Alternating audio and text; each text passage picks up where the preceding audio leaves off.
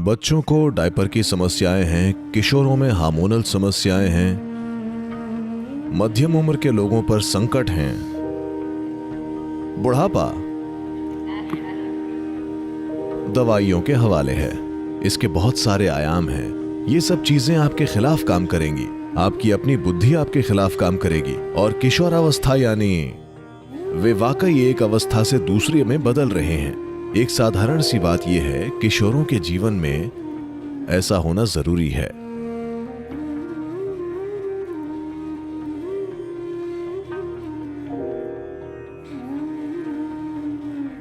नमस्कारम सदगुरु, क्या आप इस पर कुछ प्रकाश डाल सकते हैं कि दुनिया भर में इतने सारे युवा एंजाइटी डिसऑर्डर से पीड़ित क्यों हैं?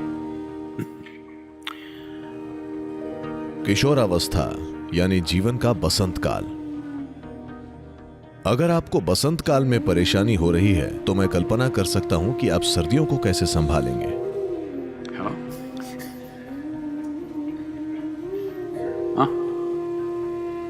It's a springtime of life.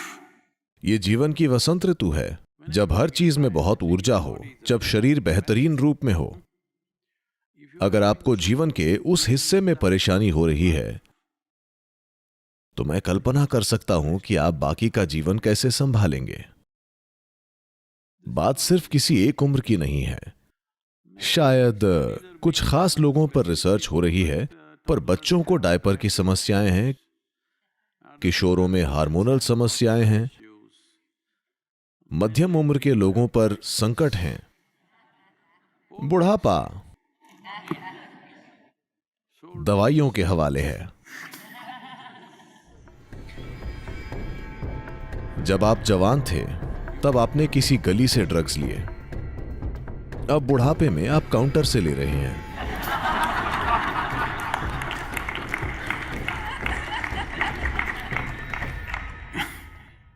ज्यादा कुछ नहीं बदला है, बस बात कानूनी हो गई है। सब कुछ कानूनी हो रहा है। हेलो? बहुत सी चीजें जो कानूनी नहीं थीं अब कानूनी हो रही हैं, है ना? तो ये किसी की परेशानी का मजाक बनाने की बात नहीं है, पर आपको यह समझना होगा कि हो क्या रहा है। इसके बहुत सारे आयाम हैं। मुझे नहीं लगता कि मैं कुछ मिनटों में उन सभी की बात कर पाऊंगा, पर आपको बस एक नजरिया देता हूं। देखिए, बाहरी दुनिया से आप 5 स्रोतों से ग्रहण करते हैं। 5 द्वार हैं। आपकी आंखें, आपकी सुनने की शक्ति, आपकी सूंघने, चखने और स्पर्श की शक्ति। जीवन का सबसे सरल पहलू यह है, मूल रूप से आपकी आंखें 12 घंटे उजाला, 12 घंटे अंधेरे के लिए बनाई गई हैं। स्टारलाइट या चांदनी ठीक है। अब जीवन में जितने पल भी आप जगे हैं, रोशनी आ रही है, अंधेरा बिल्कुल नहीं है। और आवाजें, जरा कल्पना कीजिए कि आप यहीं रहते हैं, यहां आज भी ऐसा ही है। अगर आप आश्रम में रहते हैं तो सब कुछ शांत होता है। अगर आप यहां रहते तो बस कभी कभी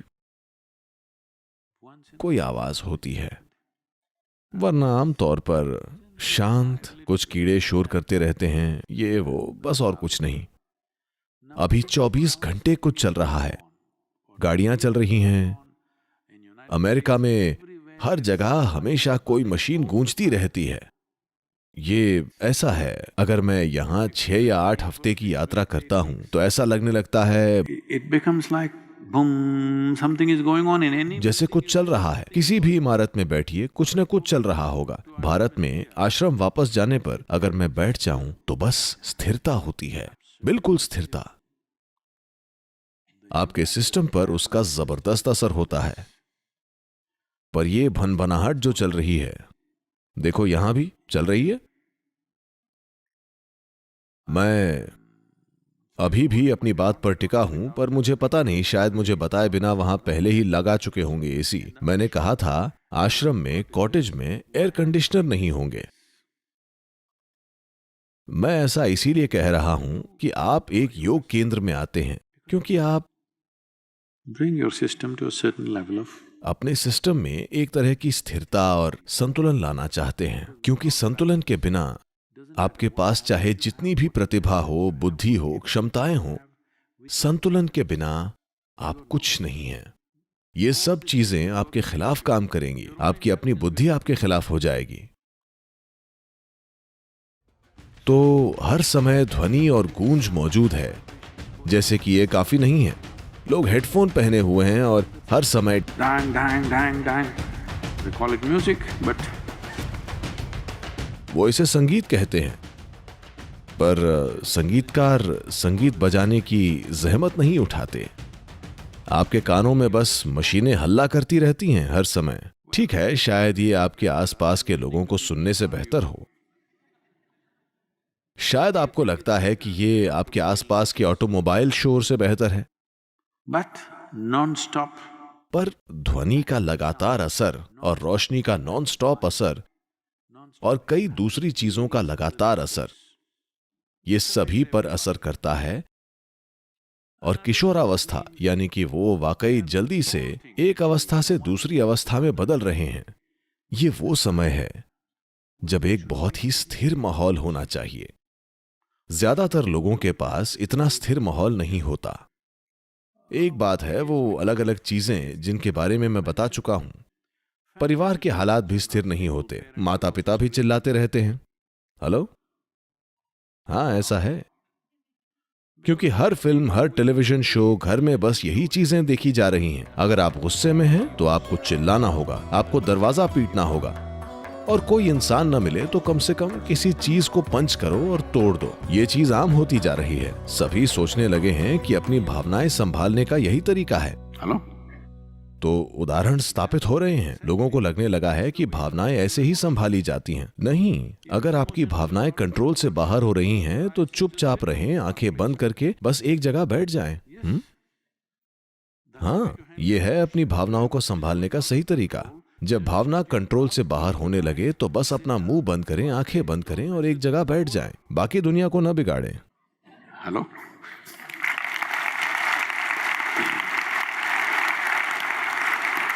कम से कम इतनी जिम्मेदारी तो आपको लेनी चाहिए, जब आप कंट्रोल से बाहर हों तो दुनिया को मत बिगाड़िए। अपनी बकवास अपने पास रखें, इतना तो आपको करना चाहिए, है ना?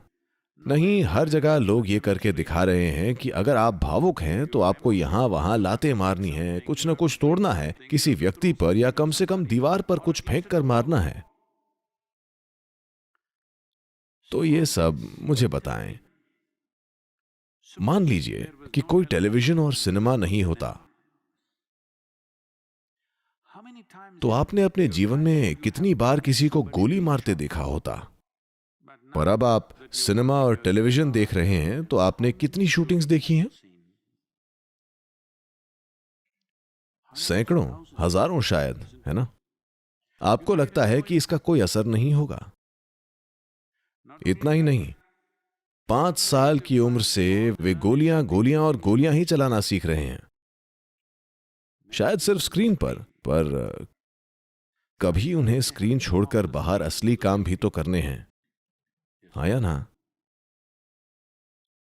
अब मैं ऐसी कई बातें बता सकता हूं।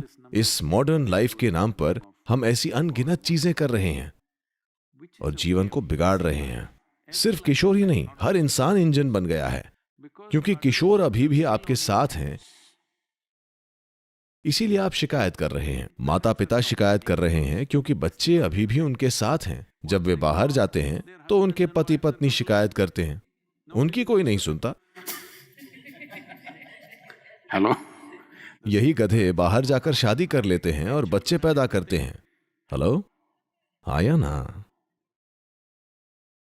शायद उम्र के साथ अगर वे थोड़े कम ऊर्जावान हो जाते हैं या कम से कम शाम में शराब पीते हैं और लंबी नींद में चले जाते हैं, या तो वे कहीं बाहर पैसे कमाते हैं और जब वे घर आते हैं लंबी नींद में चले जाते हैं। ऐसे में सभी सुरक्षित हैं। पर यह जीवन चलाने का तरीका नहीं है। अगर आप जबरदस्त तरह से जीवंत हैं, You should not be damaging to any life around you. That's life. Hello? तो भी आपको आसपास के किसी भी प्राणी के लिए खतरा नहीं बनना चाहिए। यही जीवन है। अगर आपके खतरा ना बनने का इकलौता तरीका नशा है तो ये एक अच्छा जीवन नहीं है। हेलो। अब ये जीवन का एक ऐसा चरण है जब बदलाव बहुत तेजी से हो रहे हैं। जो भी असर धरती के हर जीव पर पड़ते हैं, सिर्फ मानव जीवन पर नहीं, धरती के हर प्राणी पर, शायद किशोरों पर वे असर थोड़े ज्यादा पड़ते हैं, या शायद आप जितने ही पड़ते हैं।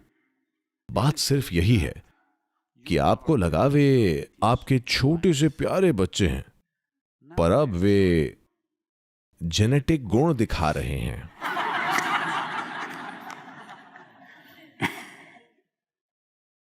अगर आपका एक छोटा वर्जन ऐसा है तो आपको खुद पर ध्यान देना चाहिए। एक सरल सी बात यह है, If every human being knows simply how to sit still, just a few minutes a day, कि अगर हर इंसान दिन में सिर्फ कुछ मिनट स्थिर बैठना जानता हो, कोई महान आध्यात्मिक साधना नहीं, बस बैठे रहना, अगर ऐसा हो जाए तो दुनिया कई मायनों में बदल जाएगी। पर फिर भी हमें बाहर के असर को संभालना होगा। ये असर बहुत ज्यादा है। आप अपने घरों में ऐसा कर सकते हैं। जहां मैं रहता हूं, ज्यादातर समय मैं कभी लाइट नहीं जलाता। अगर मुझे कुछ पढ़ना या कुछ और करना हो तो आप देखेंगे कि आपकी आंखें एडजस्ट कर लेंगी और आप आसानी से काम कर लेंगे, सब ढंग से होगा। या अगर आपके लिए जरूरी हो तो एक दो दियों से थोड़ी सी रोशनी हो जाएगी, जिससे आप आसानी से चल फिर सकेंगे। हमेशा तेज रोशनी मौजूद होना आपके सिस्टम को परेशान करती है, क्योंकि इनपुट बहुत ज्यादा है। अपनी आंखों और कानों पर पड़ते असर को कम कीजिए। पहले अगर आपको रंग देखने होते थे तो सूर्यास्त का इंतजार करना पड़ता था, कहीं बैठकर बस इंतजार। फिर एक शानदार रंग आया, पर आप अपने फोन देख रहे थे तो वो चला गया। but today you turn on the television, पर आज आप टीवी चलाते हैं तो ब्रह्मांड का हर रंग आपकी ओर फेंका जा रहा है लगातार। इनका बहुत गहरा असर होता है। रोशनी, आवाज और रंग। अगर आप अपने और अपने बच्चे के जीवन में बाहरी असर को कम कर देते हैं, किसी न किसी तरह से, जो भी जरूरी है वो करें, आप देखेंगे कि बच्चे बहुत ज्यादा संतुलित तरीके से बड़े होंगे। ये एक सरल सी चीज है जो आप कर सकते हैं। किशोरों के जीवन में आपको लाना होगा थोड़ा सा हठ योग, जिससे ज्यादातर किशोर अपने जीवन के इस चरण को आसानी से पार कर लेंगे।